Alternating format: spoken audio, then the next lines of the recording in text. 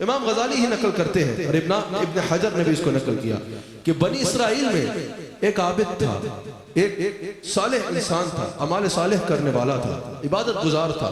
اور ایک گناہگار تھا۔ ایک مرتبہ گناہگار جو ہے اس عبادت گزار کے پاس جا کے بیٹھا اس نیت سے کہ شاید اس کے پاس بیٹھنے کے سبب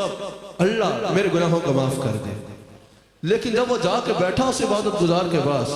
عبادت گزار نے کہا تو کہاں اور میں کہاں، تو گناہگار آدمی میرے پاس آ کے بیٹھا، میں تو بھائی ہر وقت اللہ کا ذکر کرتا ہوں، اٹھ میرے پاس سے چلا جا، کہیں تیری وجہ سے میرا معاملہ خراب نہ ہو جائے۔ اپنی عبادت میں تکبر کیا، اس کو اپنے آپ کو اس سے بہتر جانا، کہا تو گناہگار تو میرے پاس آ کے بیٹھا، تو جانتا نہیں میں کون ہوں، میں تو ہر وقت عبادت میں لگا ہوتا ہوں، آ جا میرے پاس سے۔ اس وقت جو بنی اسرائیل میں نبی تھے نا، اللہ کریم نے ان پر وحی فرمائی اور کہا ان دونوں کو جا کے بتا دو کہ اپنے عمل کا نئے سرے سے آغاز کر دو۔ گناہگار کو بتا دو تو گیا تو میری رحمت کی امید میں تھا نا، میں نے تیرے سارے گناہوں کو معاف کر دیا۔ اور اس عبادت گزار کو بتا دے، عبادت کرتا ہے اور پھر تکبر کرتا ہے، تجھے کیا پتا کہ تیری عبادت قبول بھی ہے کہ نہیں ہے، ہم نے تیری سارے عمل کو غرق کر دیا ہے، اب نئے سرے سے تو بھی عمل شروع کر دے۔